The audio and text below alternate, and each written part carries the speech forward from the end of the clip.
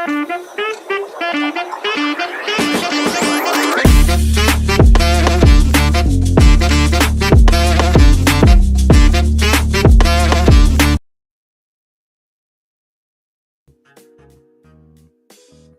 go. Good morning, my friends. It's your old pal PeaceLoveMusic with another episode of the Good Morning Stacks and Broader Bitcoin Ecosystem Show, brought to you live by DeOrganized Media in partnership with our good friends over at BitcoinLive Decentralized Broadcasting.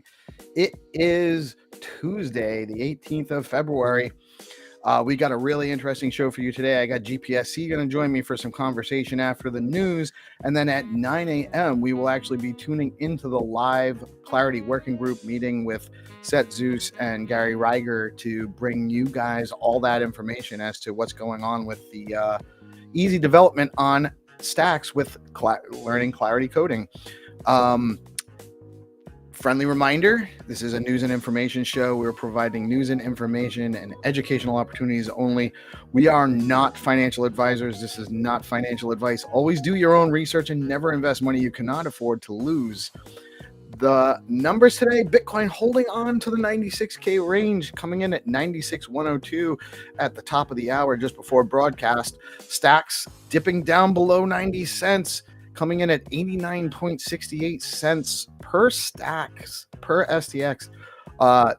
Moving up on CoinMarketCap to the number 62nd spot by market cap.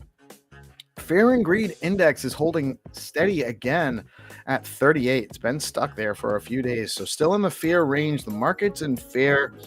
This is not the time to be shaken out, my friends.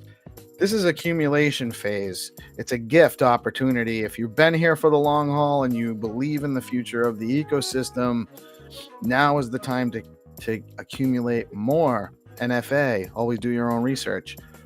But pretty clear if you do some research that's the time we're in. Top three gainers on CoinMarketCap for the past 24 hours are Maker, MNT, Mantle Token, and the Litecoin. Top three gainers. And on the Stacks DeFi world, we have Hermetica yield on USDH coming in at 16% with $5 million total value locked on chain on their platform. Did you know you can trade runes on Bitflow? Trade runes like Dog, BDC, Pups, Runes, and more now live on Bitflow.finance. Plus, get 1,000 BFF points on your first trade daily. Head on over to bitflow.finance for more. Calling all content creators, Velar has launched their creator program, providing opportunities for content creators to earn while posting on X. See the Velar BTC X account for more information on how to participate. Velar also now supports BNS names. You can connect and trade with your .btc name. Alex Surge 2 rewards and LP claim is now open. Tokens can be claimed at app.alexlab.co/surge. Be on the lookout for Surge 3 coming around the February 25th launch of SBTC Phase 2. Zest this morning is offering 7.29% yield on SBTC, and their highest yield today is 13.22% on AEUSDC. Today's rates at Stacking DAO are 7.88% on Liquid STSTX. You can receive yield in native BTC at 7.56% and 7.41% with yields on SBTC. And the top three STX token performers on StacksTools.io in the past 24 hours are Miami Coin, Dog, and XBTC. And a friendly reminder, when you stack your STX, you earn yield in Bitcoin. Tell your friends. It's actually the greatest thing going in all of crypto, in my opinion. You got smart contract, programmability, programmable Bitcoin smart contracts with the security of Bitcoin, strengthened by the stacks proof of transfer mechanism. And all you have to do is hold some stacks. You need at least 100 stacks. It'll cost you like $90 today to get 100 stacks. You stack them in a stacking pool. You're earning 10% of the value of your stacks paid bi-weekly, each paid bi-weekly, Bitcoin directly into your assigned wallet, whatever wallet you want to actually put as your rewards wallet. Usually it's going to be the same, the Bitcoin address that's linked in your, Xverse or Leather wallet that you're using to stack your stacks with. It's real super easy. Passive income in Bitcoin, providing security to the network and getting value in the same time. The calendar for the day, let me actually check out.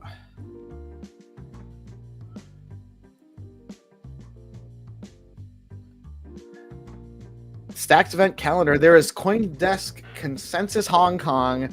Stacks activation is going on all day. Check that out. As always, we have our show Monday through Friday at 8:30, covering all of the Stacks, Bitcoin, and broader ecosystem news. And we have, the Art on Stacks at 2 p.m. today. That's with Reese and GPSC and 300. So check them out. That's a space on X at 2 p.m. today.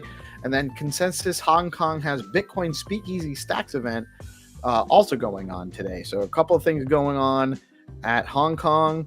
And then double checking the Stacks the calendar on DeOrganized. There's also the Stacking DAO DeFi show at 10 a.m. this morning. And we have Hermetica. The Hermetica show is at 11 a.m. Hermetica Hangout is at 11 a.m. today.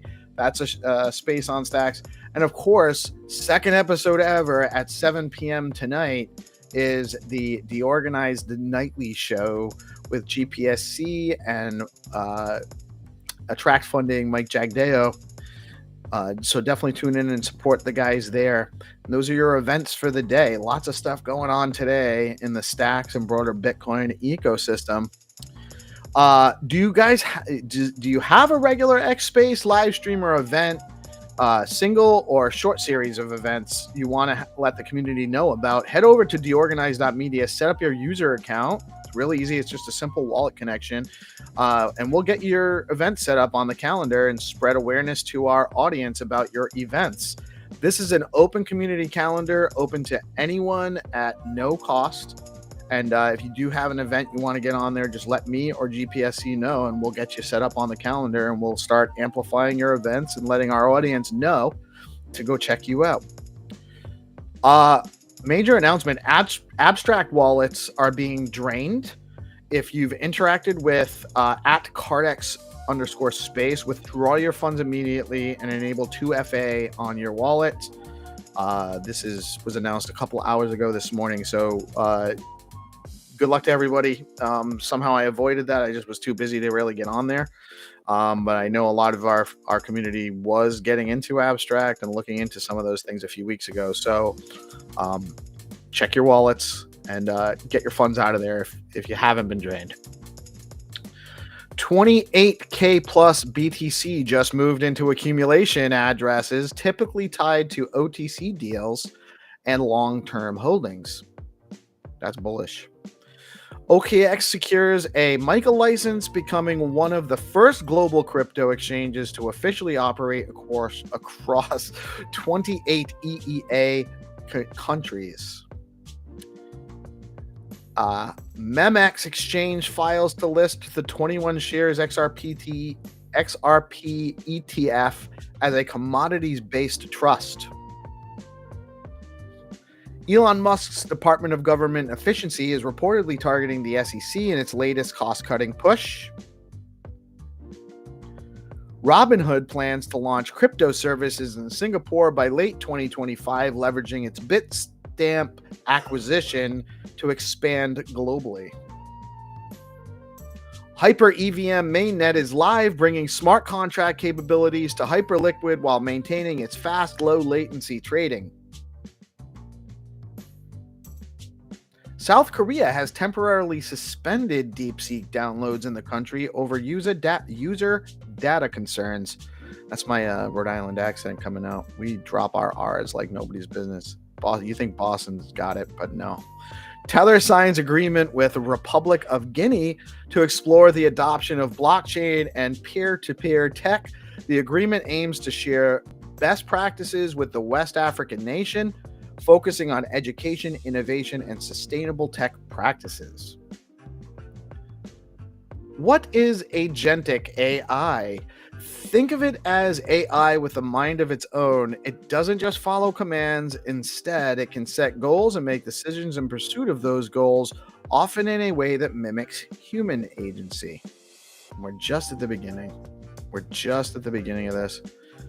Elon Musk's XAI just launched Grok 3, revealing that it outperforms Gemini 2 Pro, DeepSeek V3, Claude 3.5, and OpenAI's GPT-4o in multiple benchmarks. I gotta play around more with Grok. I just don't have the time to play around with AI at all, which is silly. I should be definitely getting more integrated with some of that stuff.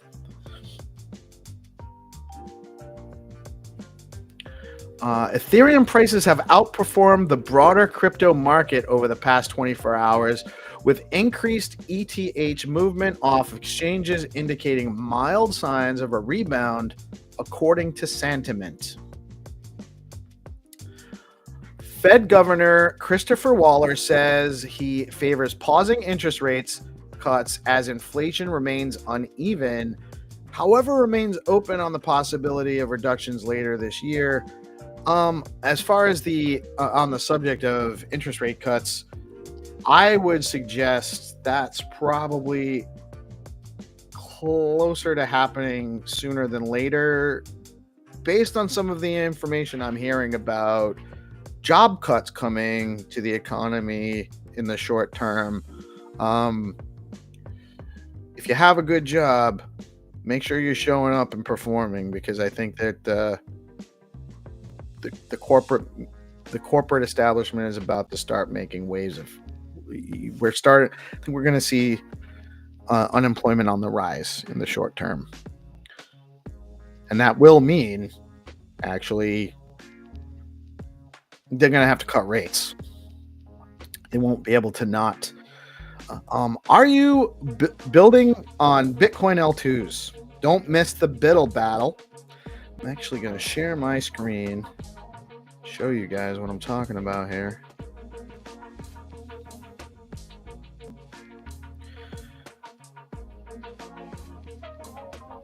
So,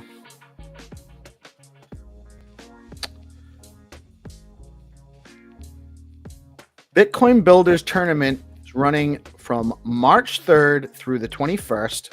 Builders will compete for over $25K in prizes, building on stacks with other L2s to be announced. There are 3 tracks. I also believe that there's more like 30 to 40K and other awards on top of that 25K prize. And some of the other L2s that are going to be lining up is going to be even more money. There are 3 tracks: Bitcoin, DeFi 2.0, 3.0 digital economy, and AI tooling and infrastructure. Registrations are now open. Head over to biddlebattle.com to register and for more information about the events. And so you can register here. You're going to have access to 30 plus VCs, accelerator, fast track, and Bitcoin Accelerate, Bitcoin Fi Accelerator, Bitcoin Frontier Fund, Stacks Ascent. These are the tracks. So you got Bitcoin DeFi 2.0, scalable, secure, and smooth, scalability, security risks. You got the digital economy. So that's meme fi, social fi, game fi. They're looking for anyone building in those areas as well. And then you got AI tooling and infrastructure. So if you're building anything in AI on chain or connected to DeFi or crypto, you should definitely be participating in this. The schedule, week 1, they're going to dive into workshops, mentorship sessions, and resources designed to sharpen your skills and refine your project ideas. Week 2, turn your ideas into reality as you start building your project. And week 3, prepare to battle it out by pitching your projects to top-tier VCs and seasoned judges. And look at all these partners that are already signed up and your judges. If you know these people, make friends. You guys should definitely participate in the Biddle battle if you're in here. SBT See, phase 2 begins on the 25th of February that's only a little over a week away, just a week from today, actually, with an increased cap for bridging in an additional 2,000 BTC onto stacks, with withdrawals going live in early March. As with phase 1, the minimum deposit amount will be 0.01 BTC. There is a new X handle you should all be following, boostx_app. Stacks OG and friend of the show, Crypto Dude, has developed a new protocol for sending STX, SBTC, and other SIP10 tokens to users on X. All you need to have is a BNS name in your X profile, and you can get paid and tipped earn stacks. You can head on over to boostx.cc to learn more about that. Are you looking to start as a developer with stacks? Well, if you head on over to the stacks.co main page,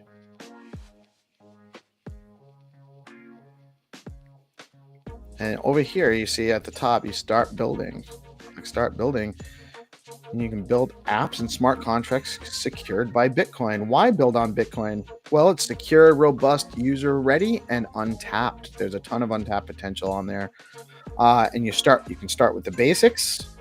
Learn to build a full stacks app, get paid to build your app, and there's all these developer tools down here as well.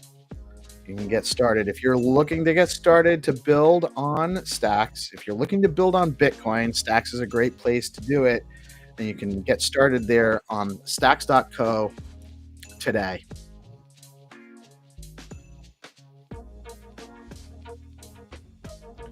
Do you have a .btc name? You can get one now over at bns.one. They've announced a number of platform enhancements for user interface, listing marketplace enhancements, and more. Head on over to bns.one to get your own BTC, STX, or other BNS digital ID. For a limited period of time, you can apply for reimbursement for registering a BNS. You go see Velar BTC at Velar BTC on X for more on how to get reimbursed for the cost of registering your .btc name. Let's see. Stacks Pay SIP proposal based on development by Boom Wallet's Dan Trevino and team is up in the Stacks SIP GitHub. If you're interested in learning more about this, join the conversation in the SIP and provide your feedback. Read more about this new SIP standard at stackspay.org and head on over to boom.money to get on the waitlist for the pending launch of Boom Wallet. Wrapped Nothing Not community is looking for a new banner for their X profile page. There's a bounty for this up on Zero Authority with the Not Punk NFT 296 offered up for the creator that makes the best banner for the community. Head over to zeroauthority.xyz and check out the bounties page for more information on that.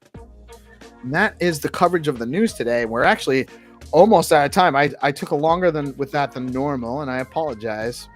But we do need to actually jump into very shortly. I'm going to bring GPSC on, and then we'll head over to the working group. Let me see. What am I doing here? We will be covering. What did I do? Buttons That's me. Is that me on? Yeah. Good morning. Yeah, I'm not sure what. Did you try to turn on too? Is that what happened, or did you? No, man. I stay hands off. I'm just like, yo, let Steve handle the biz. You know what I mean? Peace knows what he's doing. So, good morning, Steve. How we doing, man? I'm good, man. I'm good. At least I make it look good, right? Oh yeah, damn good, man. You make it look easy. That's for damn sure. Yeah, man. Excited for today to get to see the guys in the Clairty Working Group doing their thing. You know, big shout out to Setzeus, Gary Riger over there. You guys definitely give those guys a follow. Yeah, and excited to talk about art on stacks with Reese today. I actually set up this space. We're gonna be rotating host seats between Reese, myself, and 300. So I was a little sketched out setting that up because last time I set up a space, we all know what happened to my account. But yeah. That was the last time you set up a space.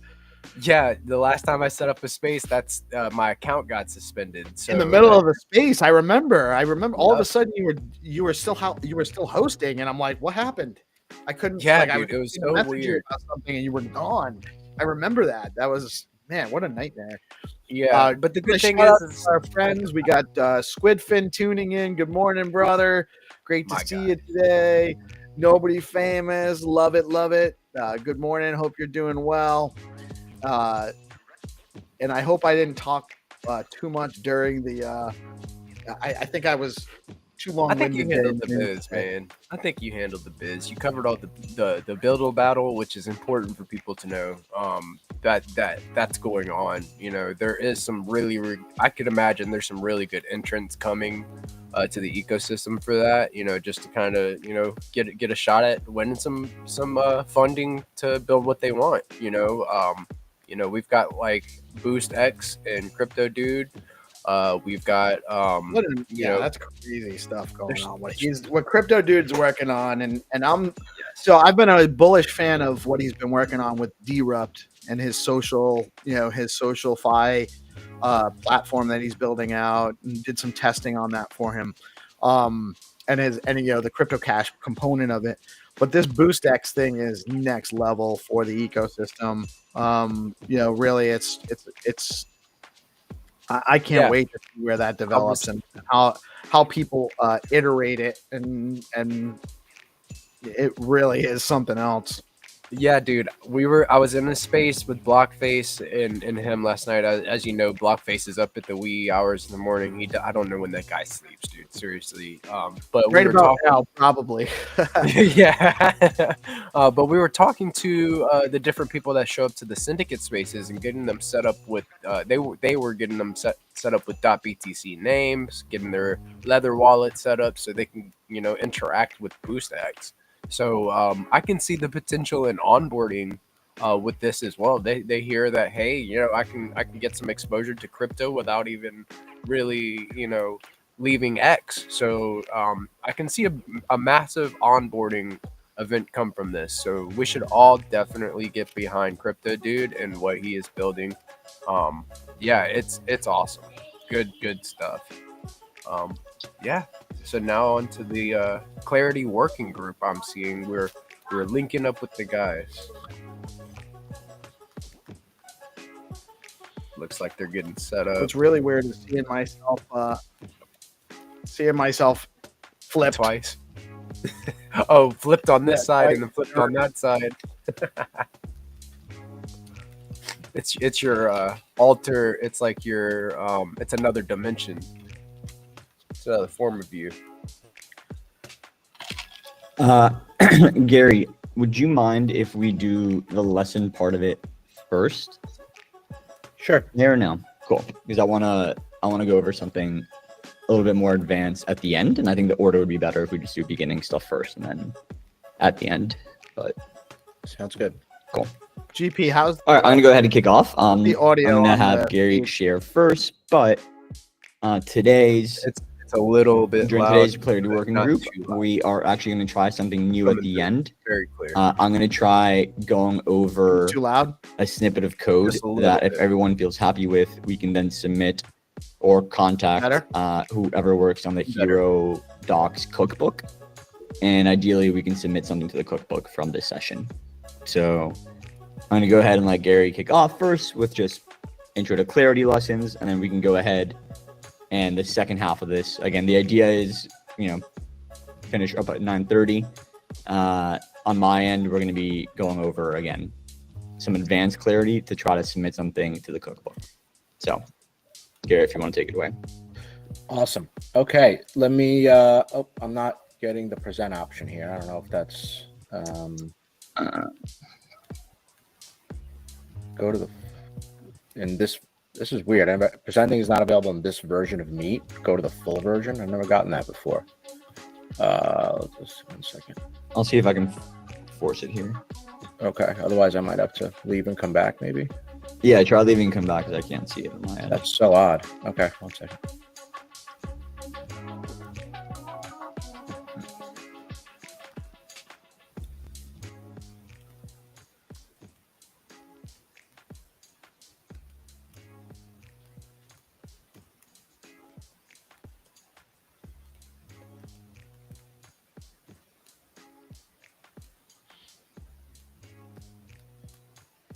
Here we go. Okay, cool.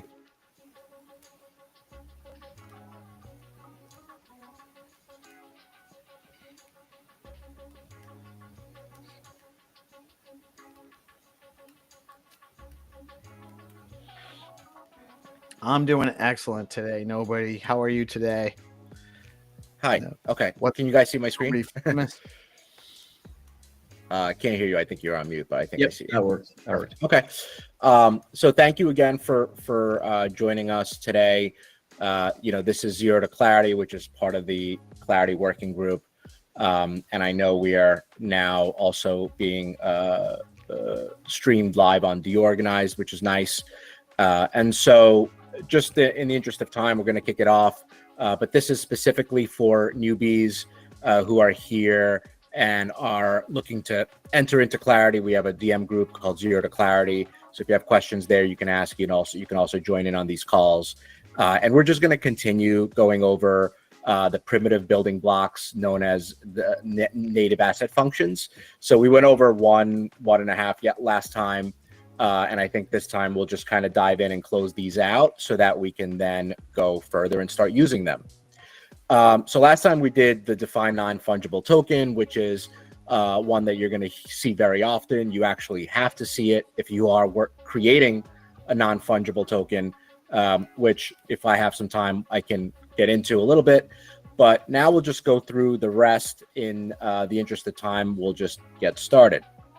So NFT burn, I kind of I love the naming. I think it's sort of a Web3 nomenclature at this point.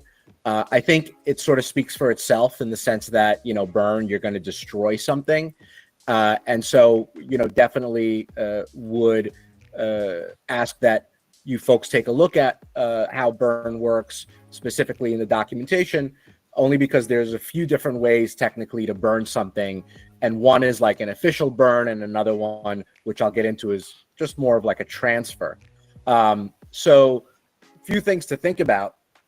Why would you want to burn an NFT? Well, there's a couple of reasons why you'd want to burn an NFT. The things that come up instantly is just the supply, right? So if you want to maintain a certain level of supply, you can remove some NFTs from existence. Data integrity, obviously making sure that everything is clear in terms of data. If you want to burn and create that finite understanding of what's happening is important. And then also just the life cycle of an NFT. Sometimes we need to potentially, you have some business logic that requires it, or you want to create something that sort of ends the life of one NFT, creates another. So obviously it's in some ways, again, burn is self-explanatory, but it's there, it's important, it's a native asset function, and people need to understand that it exists specifically as a function that you can add to your contract. Now, what's really interesting, I kind of mentioned before about burn, is you can technically burn an NFT by sending it to an address as well that somebody just would not be able to access. And we have had, I think I've used it a few times actually, thanks to BNS. You can now literally send an NFT to can't-b-evil.stx as an example, can't-be-evil.stacks. And that's just an example of a burn address that Stacks has. So if you, for example, there are contracts that don't have built-in burn functions. And so what I've seen is, people will send their NFTs to an address that, essentially nobody owns.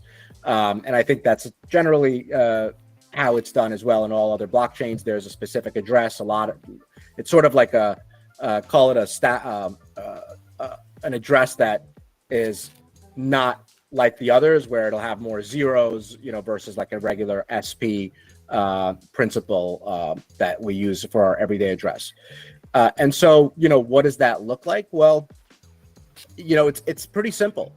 I think what we'll come to realize as we kind of go through these is that once you kind of understand the framework of the method, of the methodology of how these definitions are structured, you'll get to much better understand over time what they do just by looking at them and what's happening. So the basic idea here is, look, to burn an NFT, you have to call the NFT burn function, which is right here. And then you give it an asset name. We've been working with Bob Pod. And then you want to say, hey, okay, well, I'm burning a very specific NFT, right? Because you may not want to burn all NFTs or whatever your specific use case is. So you want to identify the NFT ID as, let's say, U1, U10, U1000, whatever ID you're specifically looking for. And then you want to put in the sender. So that will burn the NFT. And we're going to get into some things that are interesting, depending on if we have time, if not next. But it starts to sort of play into, well, you don't want to just use these methods by themselves, right? So they need to have some sort of boundary. So one simple example of like, what boundary would you set? What controls would you set around this? Well, why not making sure, like, does the sender own this NFT, right? It's just one simple example of things that you need to sort of create around an NFT burn function.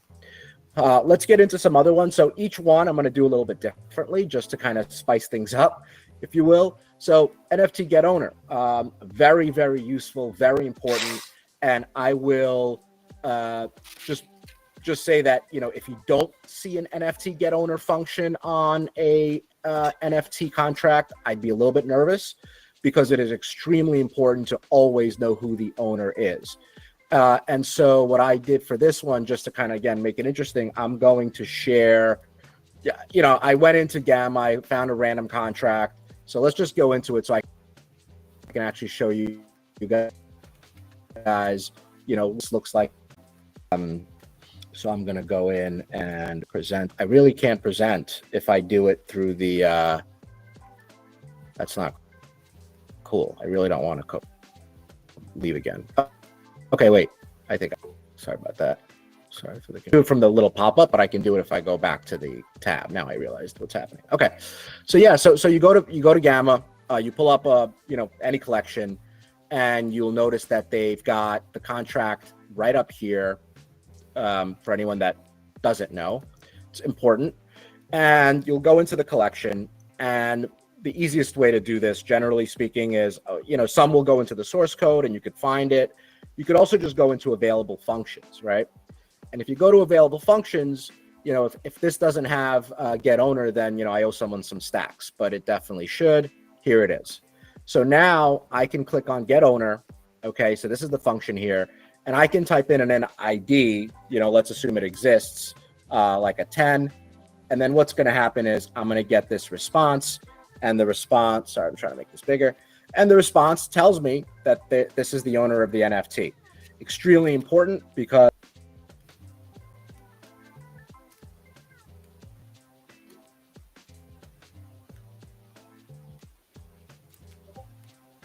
obviously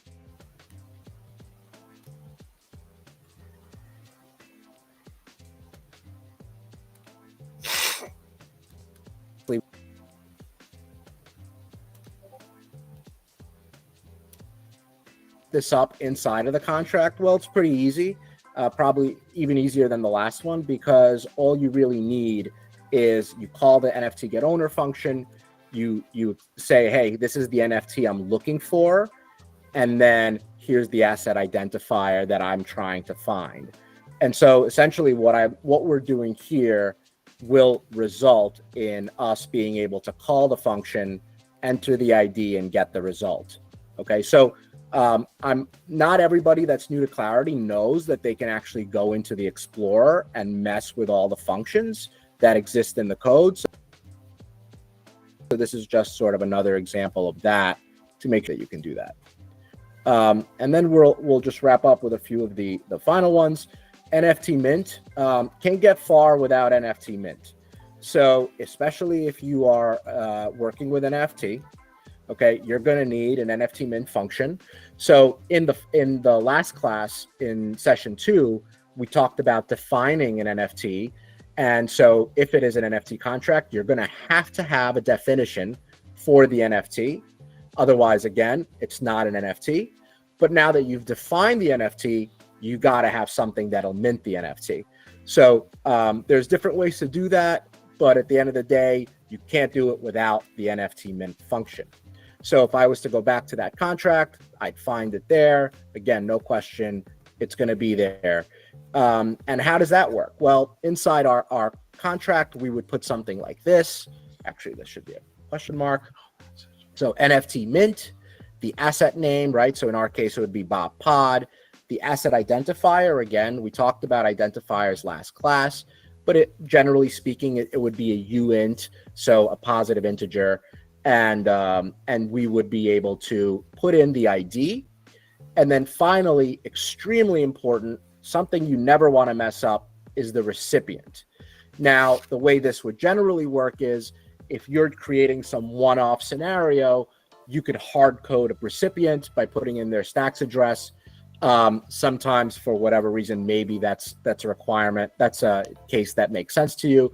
Most of the time, what you're going to see is something like, a TX sender. So essentially you want to make sure that the person that is calling the mint function from their Lether wallet or Xverse wallet is the person that's going to receive the NFT.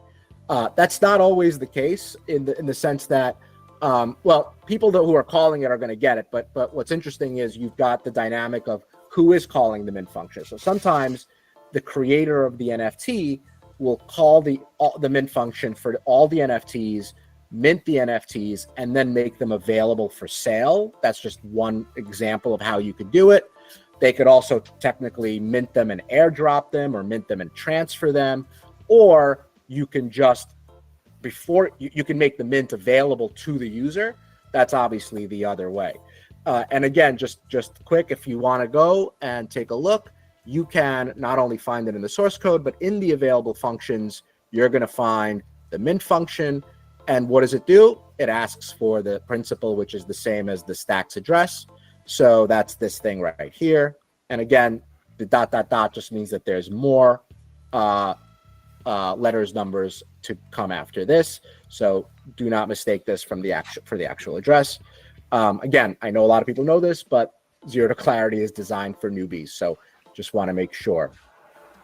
And last, but often, I think I would say the most dangerous, if I could sort of think about NFT transfer, this one would be the NFT transfer. So you just want to make sure that, from my personal experience, and I know everyone has different levels of experience, I've probably had more trouble with NFT transfer than anything else personally, just because you want to make sure that you're doing it right. And NFT transfer, like the rest, I think is self-explanatory, allows for transferring tokens between addresses. So what would that look like? Well, you've got the NFT transfer, the name, so Bob Pod in this case, our identifier, whatever this ID is, and now just a couple of additions, in this case, one new addition from any of the previous examples. We have who the sender is and who the recipient is, okay? And so again, in this case, you may want to replace SP alt this, the sender to TX sender, which will again finitely say, okay, whoever is sending the transaction is sending this NFT out of their wallet, or is trying to send the NFT. Again, you need guardrails. This is another one of those where you're going to want to put controls in place because, for example, you don't want to try to send an NFT that you don't own. And you're probably going to have some breaks along the way in your flow if you don't manage that gracefully. And we're going to get into that in future classes, but essentially you use error. Okay, I was like looking at, I thought Eric had something, but I think he's just mentioning something aside, a comment. So with that said, just as we kind of go through these classes, we're going to make it much clearer to you how you would actually put these functions inside of your contract. You certainly don't want to put one line for NFT transfer, one line for mint, one line, because that's going to cause a lot of security issues. And so these are just what you would call building blocks for writing out these contracts. And with that, we have finished the native asset function specifically for NFTs. We started last week with the first Define NFT, and now we've kind of covered the rest. Any questions, feel free to ask. You can go into our DM group, Zero to Clarity, and we'll kind of get into more detailed into the contract in more detail in later classes. And that is it. Thank you for having us. And I will pass it on to Jesus. Thank you, sir. I'm going to stop presenting.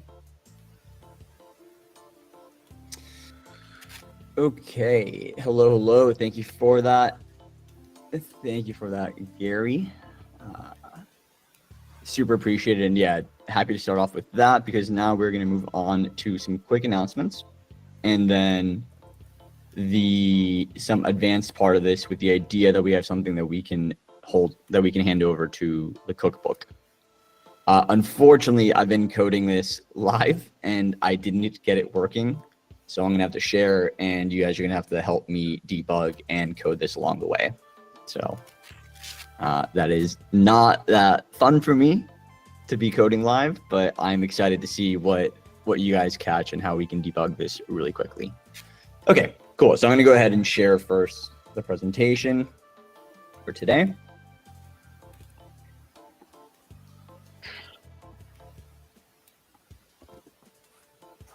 And then I'm going to screen share my screen.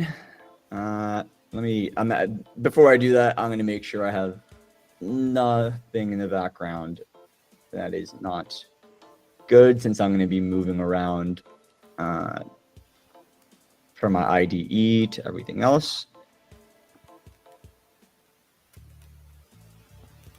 Okay. Well, we're going to give this a go. All right. So going over the presentation really quickly. Yeah, no pro XRP tweets. Yes.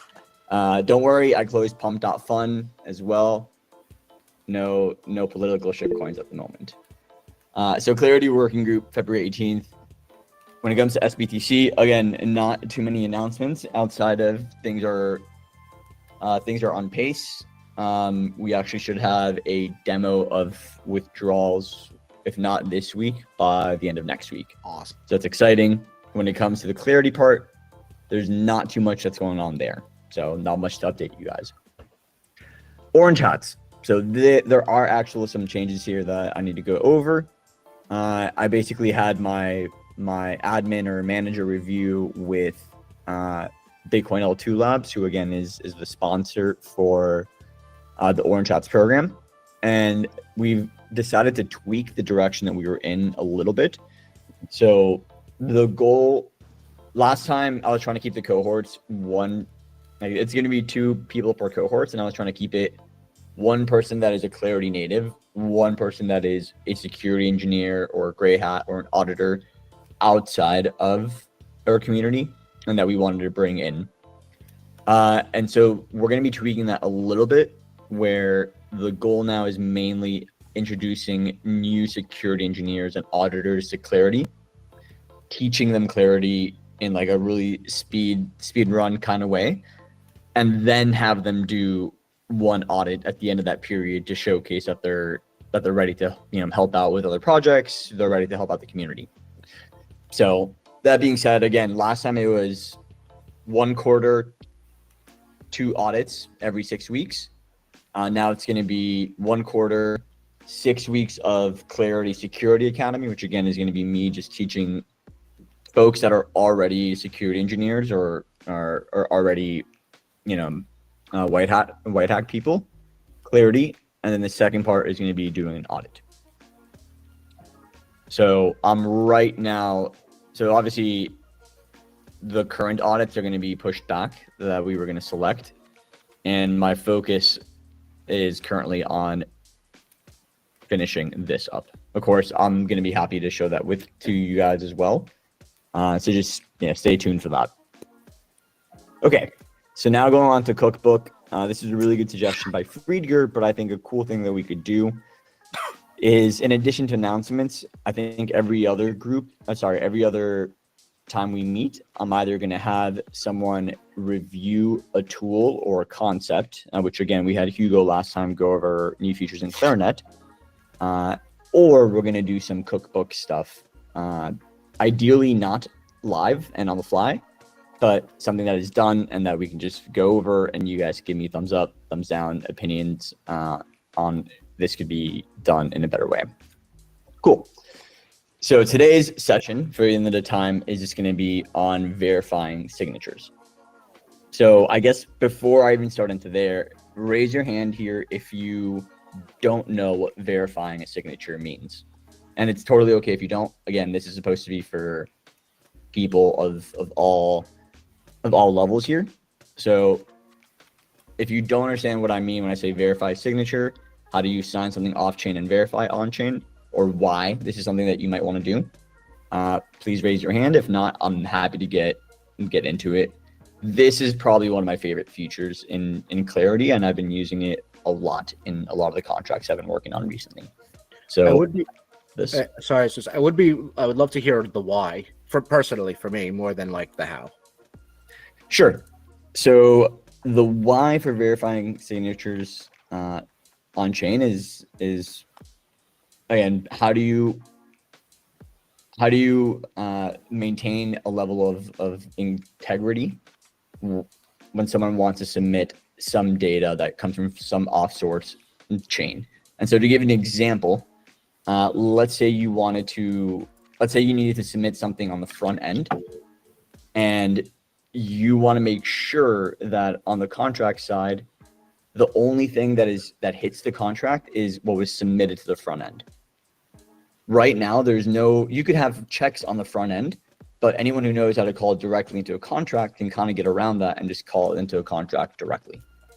And so how do you maintain data integrity off-chain and on-chain is by signatures, where you pass in a signature, you pass in a message, and you pass in obviously the signing key.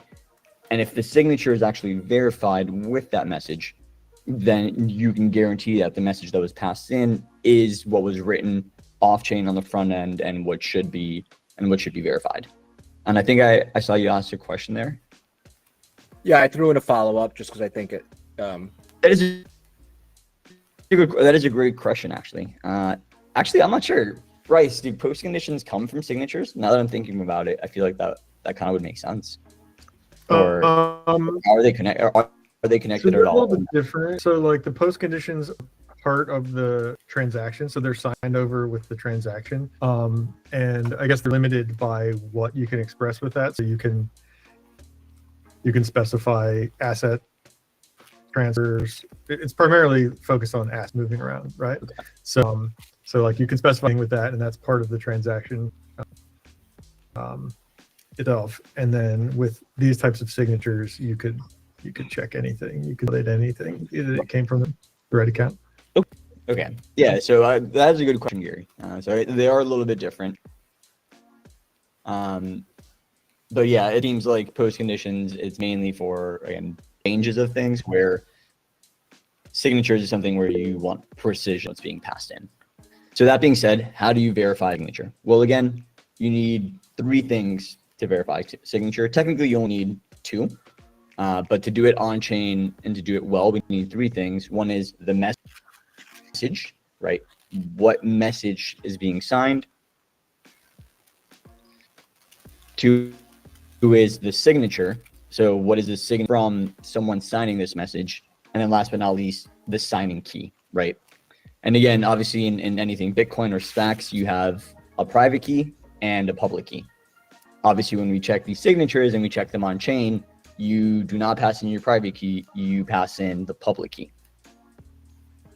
So Clairty actually has a neat little function for this called SECP 256K1 verify.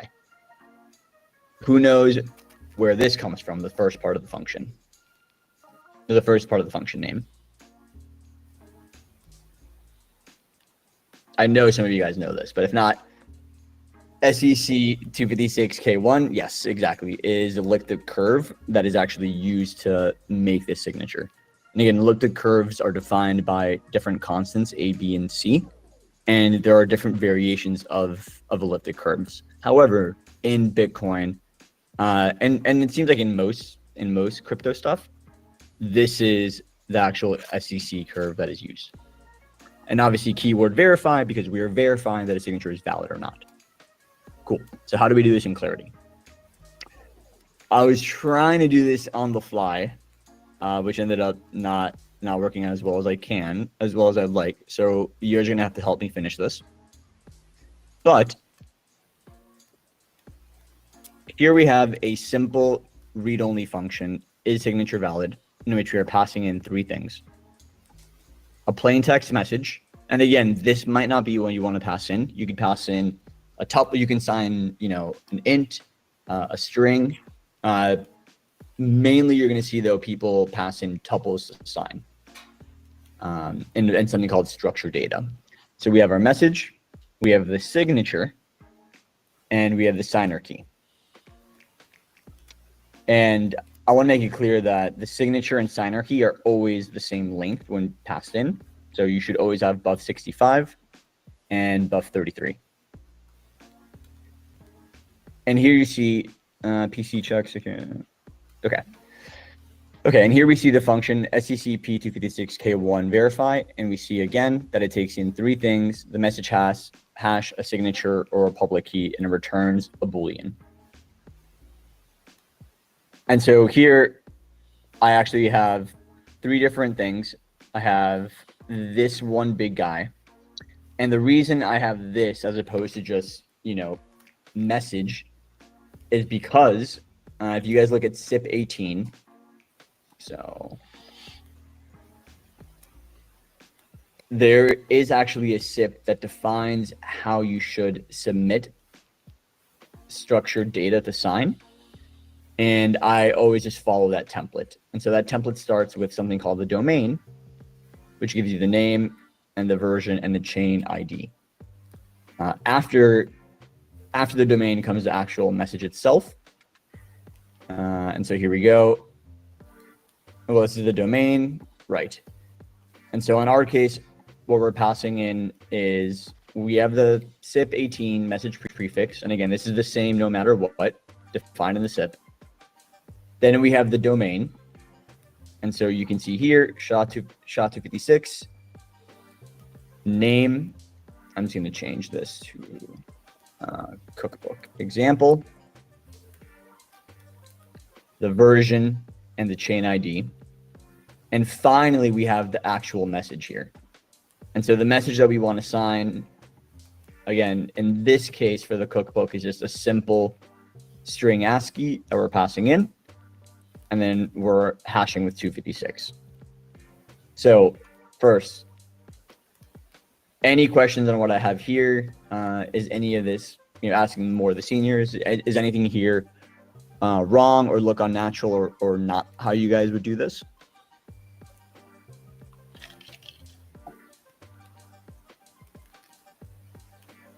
If not, I can go to like showing you guys how this works. But if not, let me know. Again, this is the message, this is the signature, and the signer key.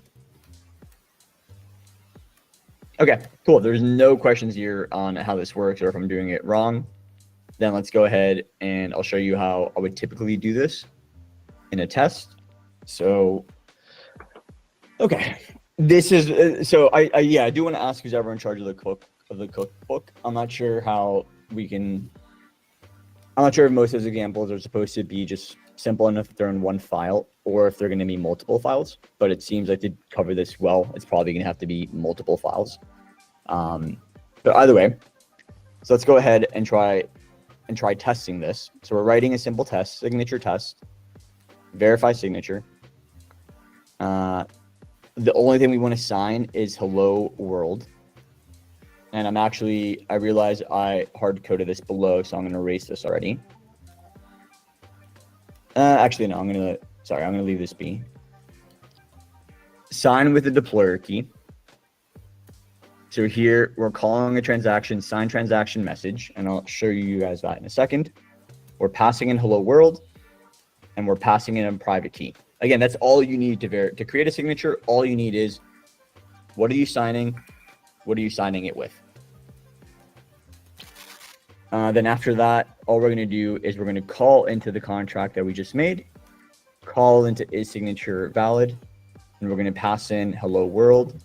We're going to pass in that signature, and we're going to pass in the public key from this private key. Before I do that, I'm going to show you guys signed transaction message. I should have this here. Okay.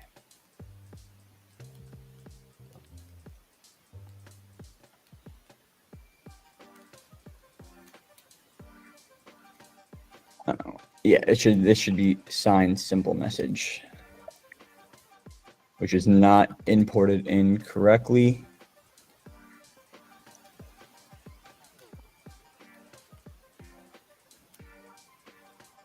Sign simple message. Did I not import that? Okay, cool. Sorry, 1 second. Again, this is why I don't love coding live, but did not finish this in time, and I need help debugging. Okay, cool. Sign simple message, copy. We have this here. So we have the sign simple message function. Again, all we're passing in is a plain text string, which is a message, and the private key, which is also passed around as a string. Some of these are definitely not my choice, but more just mainly so how stacks.js is set up and how I've found that how I can make it work. From here, all we do is call create simple message. And so creating simple message, well, at least you're in a room of people that I think understand the pain. Cool, so we have create simple message. Again, we have our message and we have our domain. So for the message, all we're going to pass in is a plain text. And note this line is important. Whenever you're working on anything JavaScript that you want to use in Clairty, make sure you are first converting it to something called a CV, which stands for Clairty value. So in this case, we were taking that plain text string and we were saying, hey, make this into a Clairty value first. So we have CV message. Again, the domain you guys saw should be the same as this. So I'm going to change this to cookbook example 1.1 and 1. Okay, cool. Cookbook.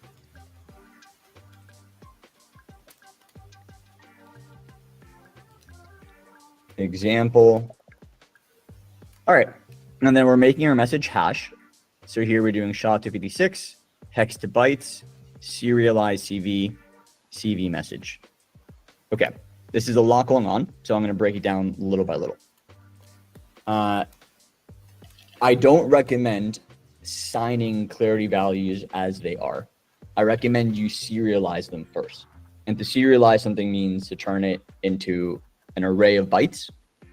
And so here we are serializing our value, and then we're turning those bytes into hex.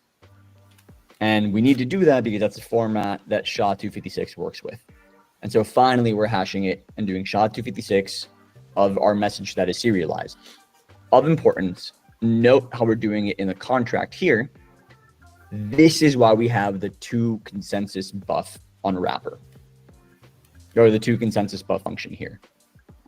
Because we don't just want to pass in the message as is. We need to make sure that whatever we are signing, we are replicating exactly as it would in Clairty. And so here we're passing in to consensus buff because we want this message. We want this message to be in the right format. So to consensus buff, unwrap panic because we know it should be there. I never recommend using unwrap panic for anything in production. This is a simple contract. And then SHA-256. Cool. So what is on the left here is exactly what you guys see in line 41. And what is in line 9 for the domain is exactly what is in line 42 for the domain hash. And now once all that is done, we now concatenate the SIP18 prefix, which again, this is the same for any SIP18 message you're signing, the domain hash, and the message hash. And again, if you look at Clairty, this is why we're doing concatenate and concatenate, because all we're doing is these steps here. And then finally, we're SHA-256ing all of it. With that, we get our serialized message back, and we now can sign it. And so here we have serialized message. We're getting our private key, we're getting our public key from the private key, and we're signing. And so sign message hash RSV comes from Stack.js. So this is the only function you need to call into to actually create a signature. Once you've done the steps that we have, and again, we have serialized, we have our message and we have our private key, and we are returning a signature, our public key, and the serialized message. So this should be good to go. I am getting some error that I'm curious to see if you guys can help me debug it. But if we run that test right now, if I run npm test, okay, let me see.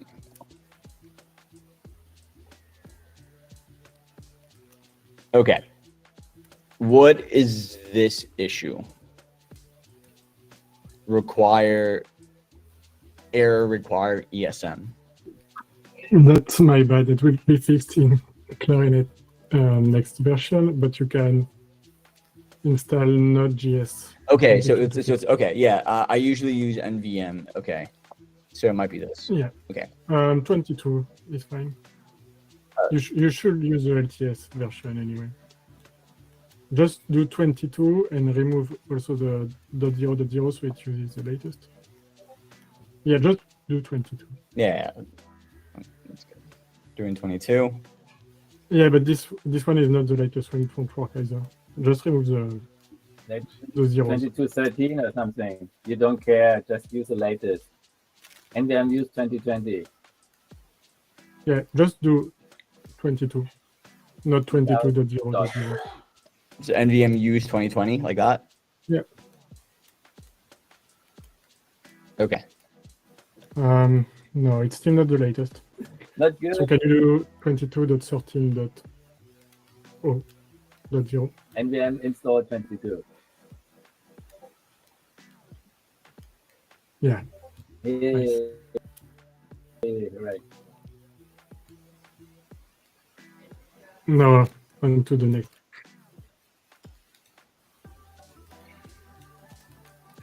Okay, cool. So now this is a more typical error. Failed to resort import helpers. You probably need helpers.ts. Yeah, let's see. Okay, from .helpers, where do I have helpers? Yeah, you need Oh, to specify the extension. It's not helpers, it's helper. Oh, okay. There we go. Failed to resolve import Clarigen types from test helpers.ts.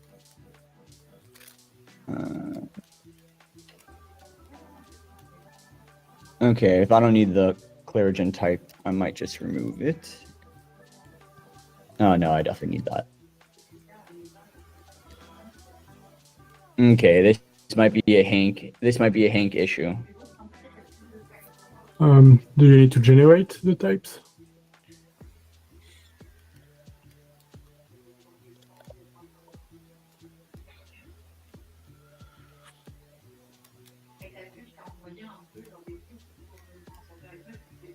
It's funny, the message that came up there was conflicting. First one said it didn't detect something, and the second one said it did create types. So one said it did, one said it didn't. Do you actually have the file?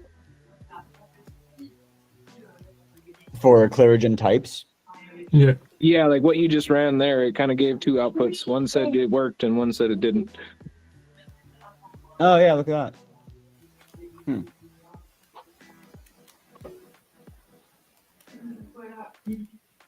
Yeah, I'm guessing it's not there.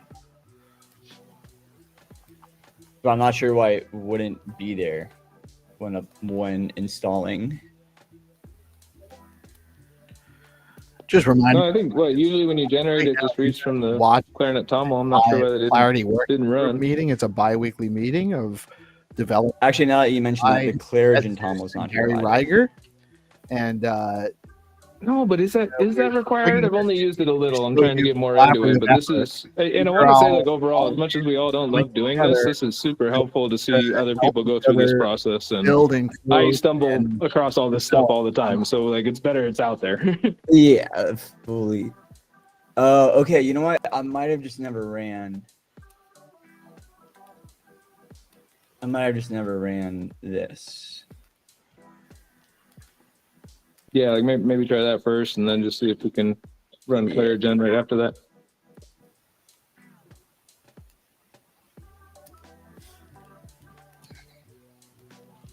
No, yeah, it's still giving me that. But I do have Clairgen here now. And did you run just the PNPM Clairgen? Sorry, I'm like doing two things at once here. No, all good. There you go. I did now? Okay. Damn. All right. Well, same issue, even though we see Clairgen.toml here. What's the error now? Where did those Clairgen type files get generated to? I think that might be the problem. Repeat that, Bryce? I don't know. I don't use Clairgen much, but where did it generate those files to? Because I think it's just a matter of where they are. Oh yeah, source. So they're in source, and your file's in tests. So if you go like // maybe. So on the one in helper or on the one on the left? Yeah. Yeah. Okay. There. What help? What? Okay. There we go. Okay, cool. Now we got it. All right, now we're in actual flow here. All right. So hex bytes expected. That's weird. I've definitely done this before.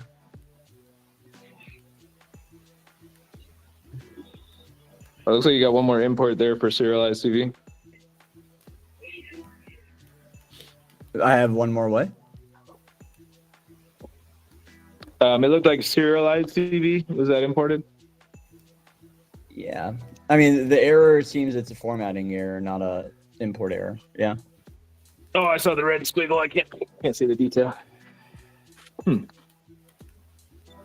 This is weird.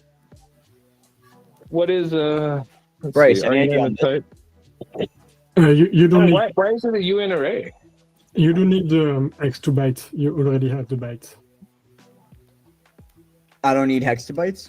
No, because you already have the bytes actually. Because you're serializing.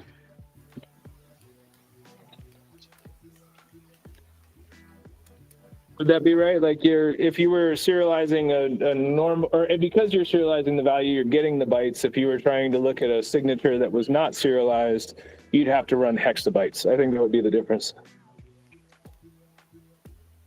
Yeah, that Okay. makes sense.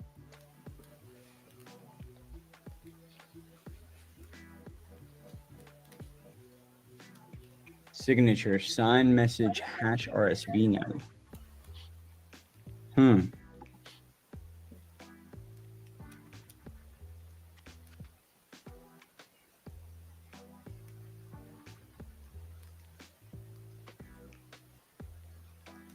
Can you check the error 963 in the code?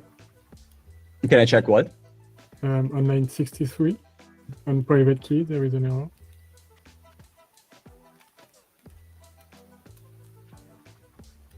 Yeah, it's yelling about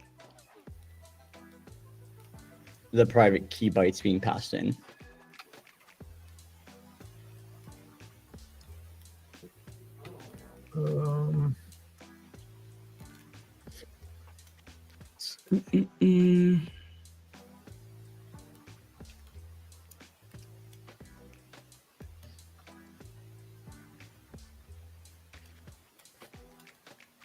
So instead of that function you're using there, that sign message hash RSV, there's an easier function that you can use if you're using the latest Stack.js, just called sign with key.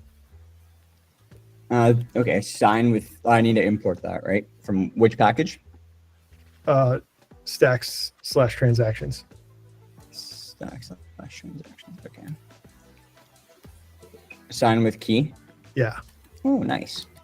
And then so that you just pass the private key and the string, the hash that you're signing over.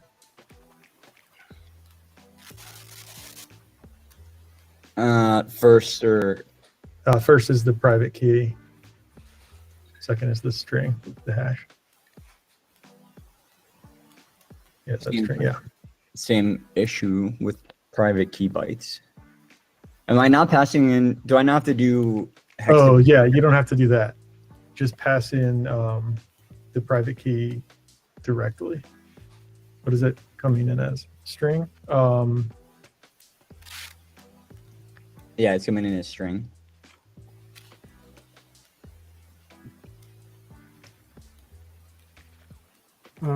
I think you need to do create stacks private key and pass your bytes to that.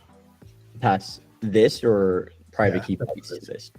The bytes one. I think both would work actually, but let's do it with the bytes.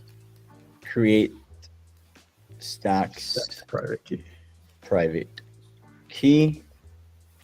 That just takes a string. It takes a string, both, I believe. Like one or the other, but both should work.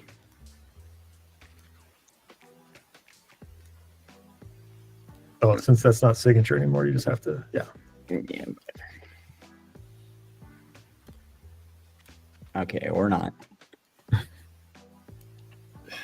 And I think, wait, what? Wait, why is that still yelling? This should be, oh yeah, no, I don't know.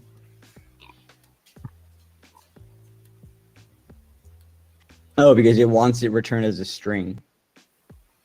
Okay, so should I just change this to message signature? Yeah, I think so. You can remove the type here. You can just let TypeScript do the assertion. All right. Okay, now this is yelling at us because we need to update this. Verify contract. Okay, let's see what we had in the Clairty contract, and now it looks like we actually should be close. So we have message, signature, signer key.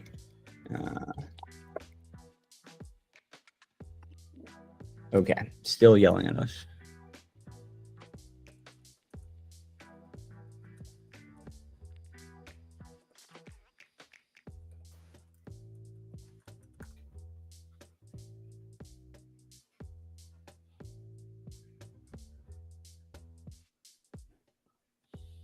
Oh, it's because this isn't supposed to be,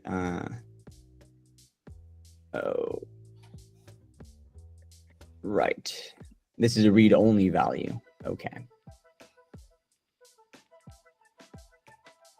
Art is not assignable. Okay, now I need to go from message signature to string. Is there a way to do that easily? I think you can just call .toString hex, maybe. Awesome. Okay.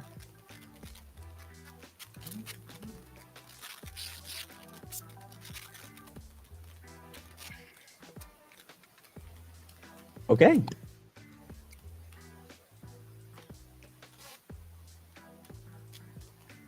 Okay, cool. So now we're getting somewhere. Okay. Now it failed, but it failed here. Invalid byte sequence. Are we sure about that message signature to string hex bytes? No.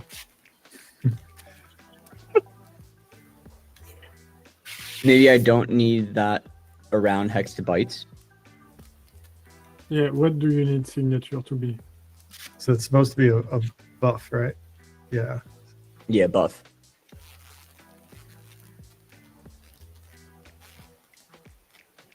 So signature is what? So in my code, it's slightly different, but I was doing this. In signature, we have message signature. We have signatures and message signature at the moment.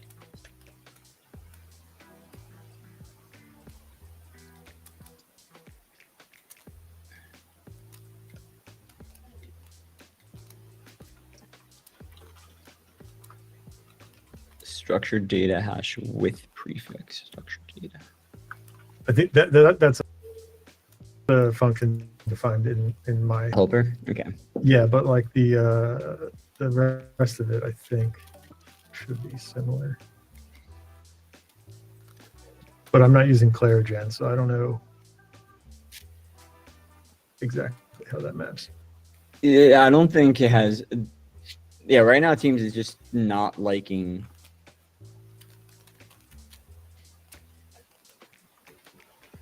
Yeah, I think.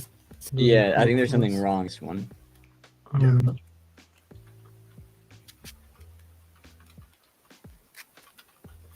not familiar with message signature. But...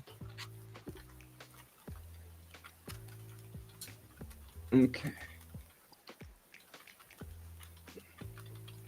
Yeah, I mean, this worked when I was returning a string. So if you do serialized message signature, you get a buffer out of it. So you're saying, oh, we should serialize it again? I don't know about it again, but I'm just trying to get the right type. Oh no, there is serialized message signature. This is a Stack.js function. I should use serialize message signature. Yeah. Okay, I didn't even know. Yeah, to get the types. I don't know how to do. Makes sense. All right, we're almost there. Yeah. No, I'm literally just gonna print this because this went way over time. Hey. All right, no, it says false. No, it says false. You just moved the assertion. No. Oh. Ah, brutal. Okay.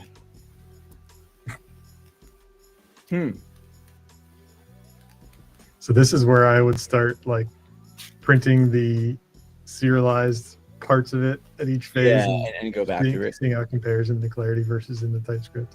Cool. All right. Either way, I'm gonna go ahead and wrap up now. Now that we have all of it at least submitted, and I'm gonna go ahead and debug because I ended up changing a lot of the types that I usually don't use here. So Bryce, I'm gonna follow up because I have working versions of this, but that look like they're completely different from what you use. So yeah, so if you take a look, I linked the repo. If you look at this unit test file, there should be something helpful in there, I think. Yeah, I have this working in other files as well. But yeah, I think this is a good opportunity to get the simplest version of this that works in the cookbook. Yeah. Sure. So yeah, definitely. I think by next meeting I'll have like a much more simplified version of all this, and we can improve and get it in the cookbook. But yeah, I appreciate you guys walking me through all this. It's a shame we couldn't get it working. Hey, Jesus. Why? Yeah. To prevent adding more complexity into this, but before I touch on that, we're launching this month's Hero Hack, which started last month, and then this month's Hero Hack, the theme is going to be around the Hero Cookbook.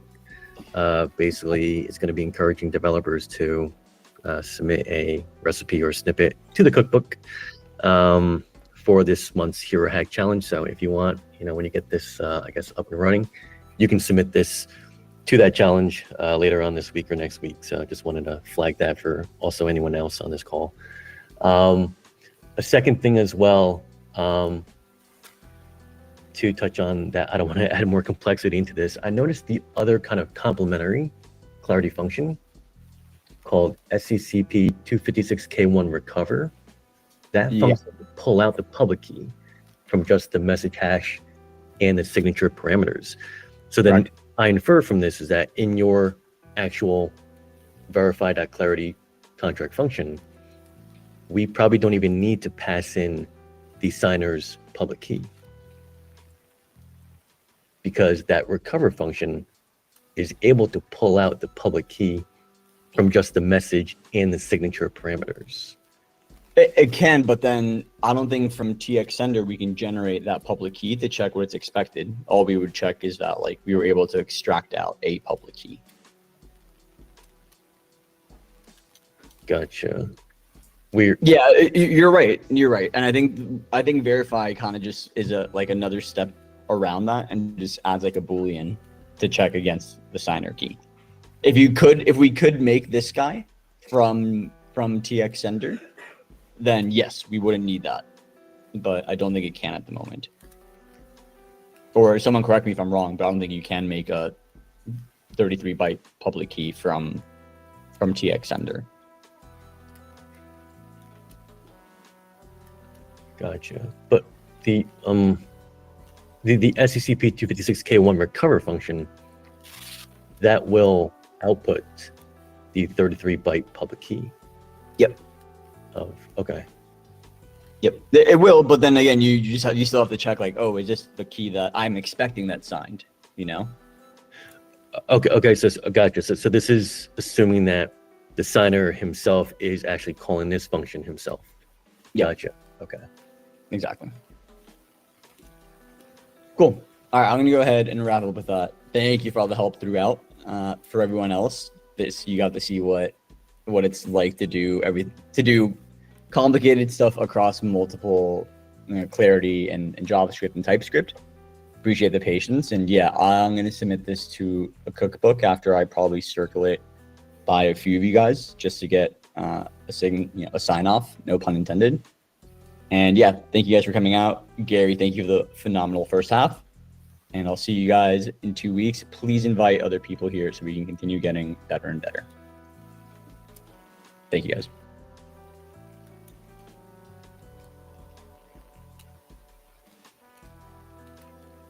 Wow, All dude. right. Those guys are deep, very, very talented. deep in what work they we do. got to witness on there, actually, man. Crazy stuff. I thought it was really great. You know, I'm so glad that they actually give us the opportunity to stream this for them.